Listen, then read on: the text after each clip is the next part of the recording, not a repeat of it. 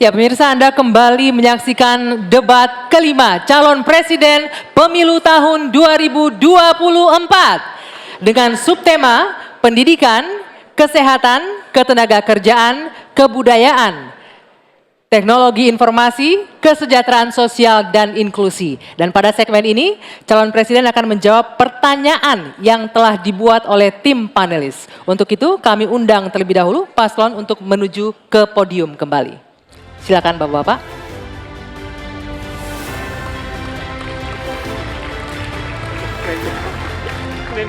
Betul sekali Anggi, KPU juga telah memilih 12 orang panelis untuk mempertajam dan menggali visi misi dan program kerja calon presiden. Sejumlah pertanyaan juga telah disiapkan dan KPU telah menentukan mekanisme agar pertanyaan yang disampaikan sesuai dengan subtema.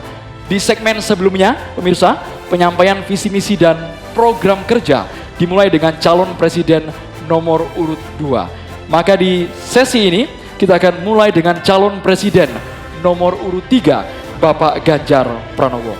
Langsung saja kami akan mempersilahkan panelis atas nama Profesor Dr. Aminuddin Syam untuk bisa mengambil subtema pertanyaan dari wadah yang sudah kami sediakan.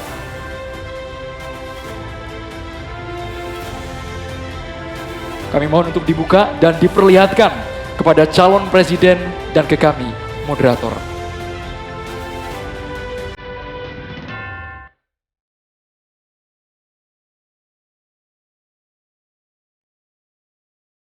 Subtemanya adalah kesehatan. Kami juga akan mengundang Bapak Tolhas Damani MED untuk dapat mengambil undian daftar pertanyaan Bapak dari fishbowl yang telah tersedia. Apakah huruf A, B, atau C yang akan muncul? Bisa diperlihatkan? Huruf A. Baik. Ini pertanyaannya masih tersegel dengan subtema kesehatan.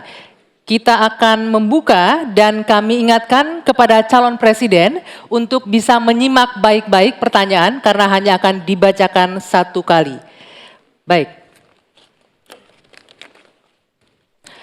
Pertanyaan untuk calon presiden nomor urut 3, Bapak Ganjar Pranowo. World Population Prospect tahun 2022 menunjukkan angka harapan hidup manusia Indonesia berada di urutan 10 dari 11 negara ASEAN. Salah satu penyebabnya, kebijakan program dan anggaran kesehatan lebih berorientasi pada aspek kuratif daripada promotif dan preventif. Pertanyaannya, bagaimana strategi paslon untuk memprioritaskan anggaran dan program promotif preventif?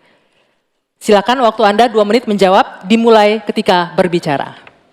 Terima kasih.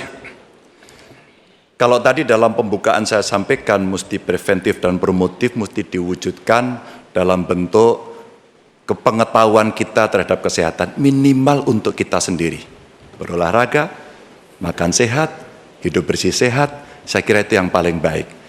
Maka pada tahap berikutnya barulah kemudian kita memberikan fasilitas kesehatan sampai ke desa-desa seperti tadi saya sampaikan, 1 desa, 1 vaskes, 1 nakes. Hanya memang ketika undang-undang sebelumnya mengatur bahwa ada persentase dari anggaran untuk kesehatan mesti diberikan, terpotong kemarin. Rasanya ini mesti dikembalikan.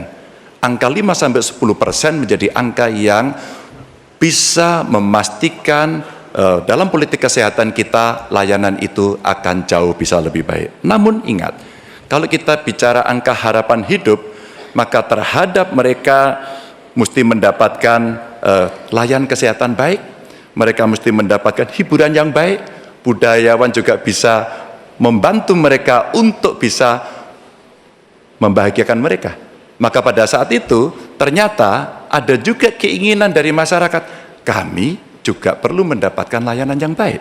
Maka kalau kemudian kami bisa mendapatkan layanan baik, maka kami merasa nyaman, kami senang, dan hidup kami akan lebih panjang.